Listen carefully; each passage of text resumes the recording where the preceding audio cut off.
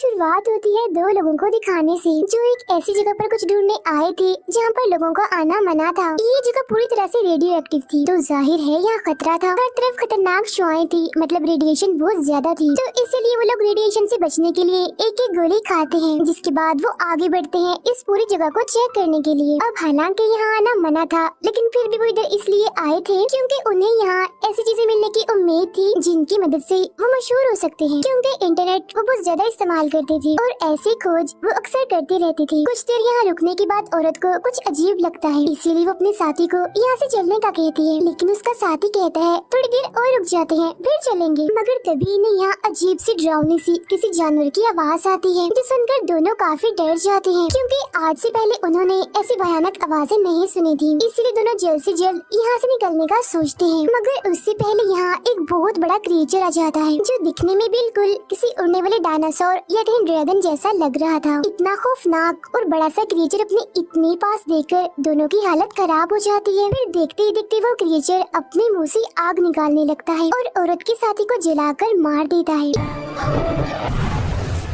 ये देख औरत डरते हुए वहाँ से भागने लगती है और अपनी गाड़ी के पास आ जाती है। वो गाड़ी का दरवाजा खोलती है मगर नहीं खुलता क्योंकि वो बंद था और चाबी तो उसके साथी के पास थी जिसे उस क्रिएचर ने मार दिया, इसीलिए वो यहाँ से नहीं भाग पाती। फौरन ही वो क्रिएचर उसका पीछा करते करते यहाँ भी आ जाता है और देखते ही देखते उस औरत को भी अपना शिकार बना लेता है। इस हादसे के कुछ अर्से बाद एक आर्मी जनरल अपने एक ऑफिसर जिसका नाम वेनिसा था उसे अपने दो साथियों के साथ उसे खतरनाक जगह पर जाने का कहता है, ताकि वो लोग वहाँ जाकर उस क्रिएचर के बारे में पता लगवा सके और अगर ये लोग उस क्रिएचर का शिकार कर लें तो उसे जिंदा या मुर्दा किसी भी हालत में ला सके। अब यहाँ वेनिसा इस मिशन को करना नहीं चाहती क्योंकि उसकी एक साथी की तबीयत अभी तक ठीक नहीं हुई थी। पैर में चोट लगने की वजह से वो ठीक से नहीं चल पा रही थी। इसके अलावा वेनिसा को उस अनजान क्रिएचर के बारे में कुछ पता नहीं होता, इसीलिए वो जनरल को इस मिशन को करने से साफ इनकार कर देती है।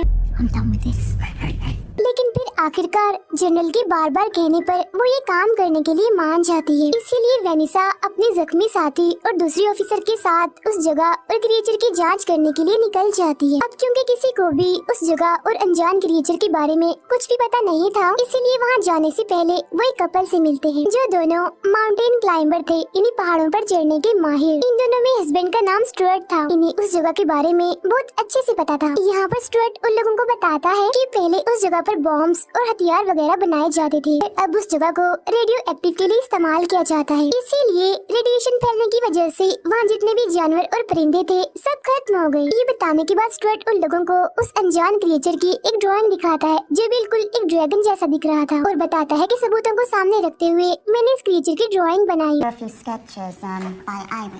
वाली बात ये है कि ये क्रिएचर उस जगह पर देखे गए हैं। अब उस ड्राइंग को देखकर वेनिसा और उसकी टीम थोड़ा डर भी जाती है, इसीलिए अब उसकी जख्मी साथी इस काम को करने के लिए मना कर देती है। लेकिन किसी तरह वेनिसा उसे समझाकर दोबारा से मना लेती है। मगर फिर भी रात को वेनिसा अपनी दूसरी ऑफिसर से कहती है कि मैं अकेले ही उस रेडियो एक्टिव जगह को चेक करने जाना चाहती हूँ क्योंकि मैं नहीं चाहती कि तुम दोनों किसी मुसीबत में पड़ो, आखिर तुम मेरी टीम हो। लेकिन वो ऑफिसर वेनिसा को ऐसा करने से मना कर देती है और कहती है कि हम एक टीम है, इसीलिए हम जो भी करेंगे एक साथ मिलकर ही करेंगे। जो भी मुसीबत आई एक साथ उसका मुकाबला करेंगे। लेकिन वेनिसा उसकी बात नहीं मानती और सुबह होते ही बगैर बताए उस जगह की जांच के लिए निकल जाती है। बात जैसे ही उस ऑफिसर को पता चलती है, वो फौरन ही एक मोबाइल डिवाइस की मदद से वेनिसा से राब्ता करने की कोशिश करती है और फौरन ही उसे वहाँ से वापस आने का कहती है। लेकिन तभी अचानक वेनिसा को वहाँ एक बड़ा सा अंडा दिखाई देता है, जो देखकर वो एकदम काफी हैरान रह जाती है क्योंकि दरअसल इस रेडियो एक्टिव जगह पर किसी भी जिंदगी का होना नामुमकिन था। जिंदगी होने के आसार का यहाँ तस्वुर भी नहीं किया जा सकता, इसीलिए यहाँ पर अंडा देखकर वेनिसा काफी हैरान थी। और अब जैसे ही उस अंडे को उठाती है तभी अचानक से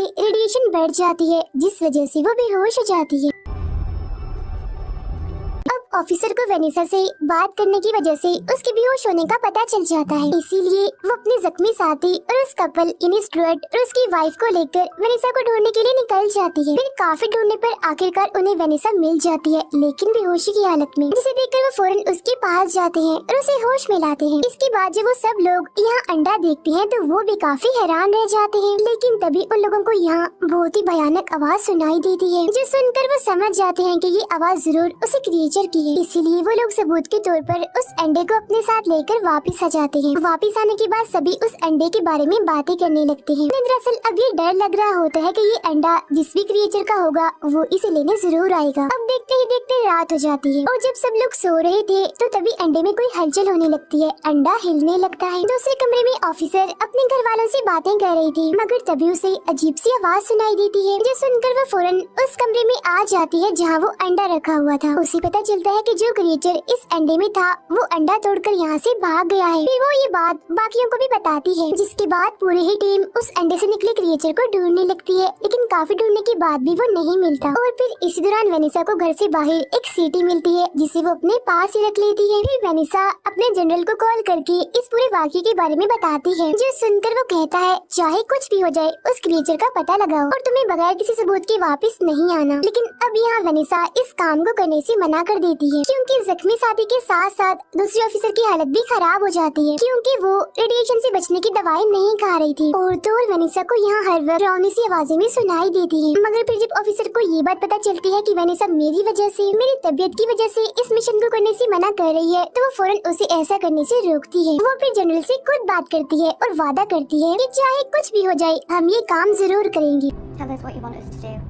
फिर हम स्टुअर्ट और उसकी वाइफ को देखते हैं, जो खुद ही उस क्रिएचर को ढूंढने के लिए निकल जाते हैं। वो उसी जगह पर जाते हैं जहाँ से उन्हें वो अंडा मिला था। और फिर तभी अचानक से उन्हें यहाँ एक बहुत ही बड़ा क्रिएचर दिखाई देता है, और इतना बड़ा क्रिएचर उन्होंने आज से पहले नहीं देखा था। वो हवा में उड़ रहा था। उस खतरनाक क्रिएचर को देखकर उनकी हालत खराब हो जाती है और वो यहाँ से भागने की कोशिश करते हैं, लेकिन तभी देखते ही देखते वो क्रिएचर नीचे इनकी तरफ आने लगता है और स्टुअर्ट की वाइफ पर झपट कर उसे मार देता है। जिस दौरान किस तरह स्टुअर्ट अपनी जान बचाने के लिए वहाँ से भागता है और वापस अपने घर आ जाता है, लेकिन फिर भी उनकी टेंशन खत्म नहीं हुई थी, क्योंकि वो क्रिएचर स्टुअर्ट का पीछा करते करते यहाँ तक आ गया था और इनके घर के बाहर ही मौजूद था, वहाँ से जा भी नहीं रहा था। अब ये बात जानने के बाद वो सब लोग समझ जाते हैं कि वो अंडा इसी क्रिएचर का है, इसीलिए अब वो हमें नहीं छोड़ेगा, क्योंकि हमने उसका अंडा चुराया था। इसीलिए अब उस क्रिएचर के डर से कोई भी घर से बाहर नहीं निकल रहा था। लेकिन अब यहाँ उस ऑफिसर की तबीयत भी खराब होने लगती है,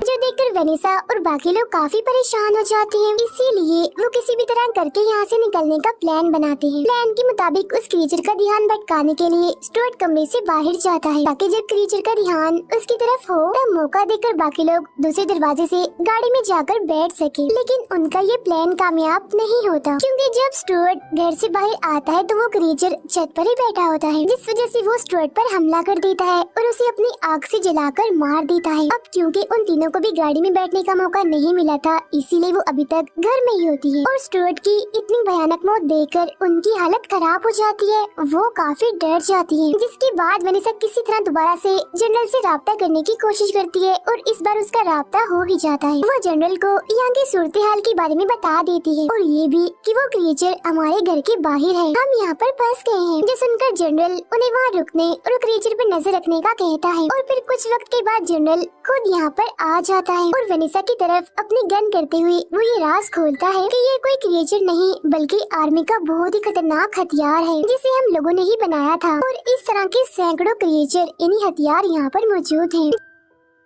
इस पर गुस्सा होते हुए वेनिसा कहती है कि अगर ये सब तुम लोगों ने ही बनाया था तो फिर हमें यहाँ क्यों भेजा कि हम उस क्रिएचर की जांच करें। जिस पर जनरल कहता है हम बस उस हथियार की ताकत को जानना चाहते हैं, हम बस जानना चाहते हैं कि हमारा ये हथियार तुम जैसे ट्रेन और बहादुर लोगों को भी हराएगा या फिर नहीं। हम तुम लोगों को बस इस हथियार को टेस्ट करने के लिए इस्तेमाल कर रहे हैं। अब इतना बड़ा और कड़वा सच जानकर वेनिसा और उसकी दोनों साथी काफी डर जाती है। अब यहाँ जनरल उन्हें बाहर जाने का कहता है ताकि वो उस क्रिएचर जैसे हथियार की ताकत देख सके। वो उनसे कहता है तुम्हारे पास बस 3 मिनट है अपनी जान बचाने के लिए, क्योंकि अगर तुम घर से बाहर गए तो शायद उस क्रिएचर से बच सकते हो, लेकिन अगर तुम घर के अंदर ही रहे तो मैं तुम्हें मार दूंगा। तब ये धमकी सुनकर ना चाहते हुए भी वेनिसा उन दोनों को लेकर घर से बाहर आ जाती है। फिर फौरन ही वो लोग गाड़ी की तरफ बढ़ती है, लेकिन जनरल ने गाड़ी का टायर पंचर कर दिया था, जो देखकर वेनिसा को बहुत गुस्सा आता है। मगर इन लोगों के पास ज्यादा वक्त नहीं था, इसीलिए वो फौरन ही जंगल की तरफ जाने लगती है। वो जंगल की तरफ इसलिए जा रहे थे क्योंकि जंगल में वो क्रिएचर अपने बड़े बड़े पंख की वजह से उड़ नहीं पाएगा। लेकिन रास्ते में ही उस जख्मी साथी की तबीयत खराब होने लगती है, क्योंकि पैर में चोट लगने की वजह से उससे चला नहीं जा रहा था और क्योंकि क्रिएचर के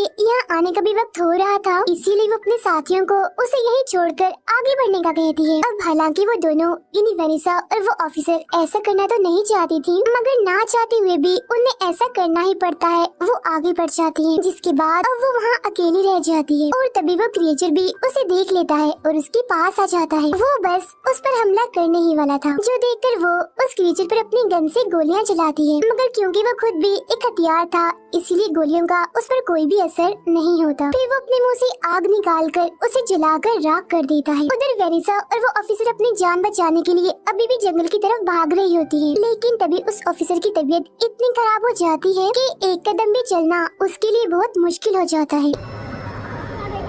इसी बीच वो क्रिएचर भी इनके बहुत ही पास आ जाता है। वो एकदम से ही उस ऑफिसर पर हमला करके उसे जान से मार डालता है और उसे खाने लगता है। ये देखकर वेनिसा उस पर गोलियों की बारिश कर देती है, मगर अब भी उस पर गोलियों का जरा भी असर नहीं होता। लेकिन तभी यहाँ जनरल भी आ जाता है और दोबारा से वेनिसा पर गन करते हुए कहता है कि अब तुम्हारे भी मरने का वक्त आ गया है। ये कहते ही जनरल अपने जेब से सीटी निकाल कर बजाने लगता है। सीटी के बजते ही वो क्रिएचर फौरन ही यहाँ पर आ जाता है, लेकिन वो हमला नहीं करता क्योंकि जनरल उसे कंट्रोल कर रहा था इस सीटी के जरिए। दरअसल ये सीटी एक डिवाइस की तरह काम करती थी इन क्रिएचर जैसे हथियारों को कंट्रोल करने के लिए। अब इस बात का पता लगते ही वेनिसा भी अपनी जेब से वैसी एक सीटी निकालती है और ये वही सीटी थी जो उसे घर के बाहर जमीन पर गिरी मिली थी। जिसके बाद अब वेनिसा सीटी बजाकर उस क्रिएचर को कंट्रोल करती है और उसे जनरल पर हमला करने का कहती है। तो वो क्रिएचर ऐसे करता है और जनरल को अपना शिकार बनाने के लिए आगे बढ़ता है, जो देख जनरल काफी डर जाता है, मगर वो कुछ नहीं कर पाता और देखते ही देखते वो जनरल का खेल भी खत्म कर देता है। इसी बीच मौके का फायदा उठाकर वेनिसा वहाँ से निकलकर रोड तक आ जाती है। यहाँ साइड में ही उसे एक गाड़ी खड़ी मिलती है, जिसमें बैठकर वेनिसा शहर की तरफ निकल जाती है। उसके जाने के बाद हमें इस जगह का भयानक नजारा दिखाया जाता है और वो ये कि यहाँ पर वैसे खतरनाक क्रिएचर जैसे हथियार उड़ रहे होते हैं, वो भी सैकड़ों की तादाद में। और इसी खतरनाक सीन को दिखाते हुए ही ये फिल्म यहीं पर खत्म हो जाती है।